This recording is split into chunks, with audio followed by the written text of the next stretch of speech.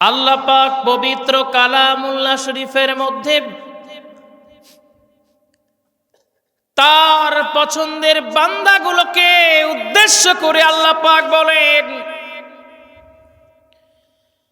আল্লাহ পাক দুনিয়াতে অসংখ্য নেয়ামত আমাদের দিয়েছেন, কিন্তু পারিবারিকভাবে ব্যক্তিগত জীবনে আল্লাহ পাক যে সকল নেয়ামতগুলো দিয়েছেন তার মধ্যে হলো আল্লাহ পাক পবিত্র কালামুল্লাহ শরীফের মধ্যে বলছেন, আল মালু ওয়াল বানুনা যিনাতুন হায়াতিদ দুনিয়া।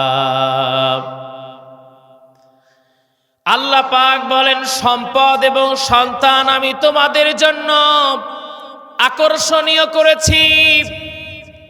সম্পদ এবং সন্তান তোমাদের জন্য আমি আল্লাহ পাক আকর্ষণীয় করেছি। তা দুনিয়ার শোভা স্বরূপ, সৌন্দর্য স্বরূপ আমি আল্লাহ পাক বানিয়েছি। আমার ভাইরা, এখন আমি আপনাদের থেকে শুনতে চাই, একজন মানুষের সম্পদ আছে, অনেক সম্পদ, কিন্তু সন্তান নাই। ওই মানুষটার মধ্যে কি কোনো সৌন্দর্য আছে নাকি? আবার একজন মানুষের মধ্যে তার 5টা অথবা 10টা সন্তান আছে, কিন্তু সম্পদ নাই, ওই বেচারাও বিপদের মধ্যে আছে না নাই? আল্লাহ পাক বলেন, এই জন্য আল মালু ওয়াল বানুনা যিনাতুল হায়াতিদ দুনিয়া, সম্পদ এবং সন্তান এই দুনিয়ার শোভা, এই দুনিয়ার সৌন্দর্য হলো সম্পদ এবং সন্তান। জোরে কোন সুবহানাল্লাহ। এইটা হলো আল্লাহর সৌন্দর্যের কথা। আবার আল্লাহ পাক বলেন,